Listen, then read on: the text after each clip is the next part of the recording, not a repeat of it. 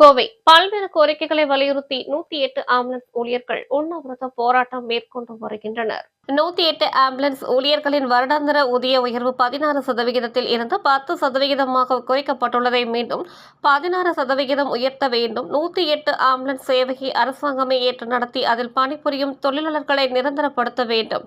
தாமதமாக வழங்கப்படும் ஊதியங்களை குறிப்பிட்ட தேதியில் சரியாக வழங்க வேண்டும். பணியில் இருக்கும் பொழுது உயிரிழந்தால் 50 லட்சம் நிதி உதவி வழங்க வேண்டும். அதே சமயம் நிர்வாக காப்பீட்டுத் தொகையாக 20 லட்சம் வழங்க வேண்டும். 8 மணி நேரம் வேலை செய்யும் வகையில் நடவடிக்கை எடுக்க வேண்டும். தீபாவளி ஊக்கத்தொகையாக 20,000 ரூபாய் வழங்க வேண்டும் என பல்வேறு கோரிக்கைகளை வலியுறுத்தி கோவையில் 108 ஆம்புலன்ஸ் ஊழியர்கள் டாட்டாபாத் பகுதியில் உண்ணாவிரத போராட்டம் மேற்கொண்டு வருகின்றனர். இந்த உண்ணாவிரத போராட்டத்தில் சுமார் 200க்கும் மேற்பட்ட 108 ஆம்புலன்ஸ் ஊழியர்கள் கலந்து கொண்டு அவர்களது கோரிக்கைகளை வலியுறுத்தி முழக்கங்களை எழுப்பி உண்ணாவிரத போராட்டத்தை தொடர்ந்து நடத்தி வருகின்றனர்.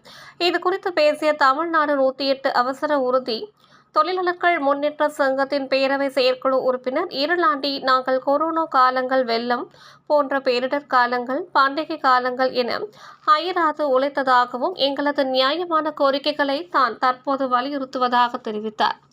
பகுதி நேர ஆசிரியர்கள், தூய்மை பணியாளர்களுக்கு ஆகியோர்களுக்கு எல்லாம் முதலமைச்சர் அவர்களது நலனுக்காக அறிக்கைகள் வெளிவிடும் நிலையில் தங்களையும் கவனத்தில் கொள்ள வேண்டும் என கேட்டுக்கொண்ட அவர், தங்களது கோரிக்கைகளை அரசு நிறைவேற்றாத பட்சத்தில் சென்னையில் 108 ஆம்புலன்ஸ் அலுவலகத்தில் இருந்து முதல்வரின் இல்லத்தை நோக்கி கோரிக்கை நடைபயணம் மேற்கொள்ள இருப்பதாக கூறினார். மாண்புமிகு முதலமைச்சர் அவர்களின் கவனத்திற்கு சென்றடைய இன்று மாநிலம் தழுவிய உண்ணாவிரத போராட்டம் 108 ஆம்புலன்ஸ் ஊழியர்கள் நடத்தி கொண்டு வருகிறோம். முக்கியமான கோரிக்கை என்னவென்றால், எங்களை அரசு ஊழியர் ஆக்க வேண்டும், அரசை ஏற்று நடத்த வேண்டும். இது BBB ஒப்பந்தம் நடக்குது. இந்த நிர்வாகம், எங்களுடைய 108 நிர்வாகம், எங்களுடைய 108 ஆம்புலன்ஸில் 7,000 ஊழியர்கள் வளர்க்குறோம். அதாவது 7,000 குடும்பம், அவங்கள அரசு ஊழியர் ஆக்க வேண்டும். 2008ஆம் ஆண்டு முத்தமிழ் அறிஞர் டாக்டர் கலைஞர் அவர்கள் கொண்டு வந்த திட்டம். அதே மாதிரி 2026ஆம் ஆண்டு எங்களுடைய மாண்புமிகு தமிழ்நாடு முதலமைச்சர் அவர்கள் எங்கள் ஒரு கையெழுத்தினால் 108 ஊழியர்களை அரசு ஏற்று நடத்த வேண்டும். அதே மாதிரி 8 ஹவர்ஸ் டியூட்டி கொடுக்க வேண்டும். ஊதிய உயர்வை போன வருடம் 16% 10% போட்டு 6% நிர்வாகம் கொடுக்கவில்லை. நிர்வாகத்தை கேட்டால் நிர்வாகத்தினால் 108 நிர்வாகத்தை நடத்த முடியாதுன்னு சொல்லுது.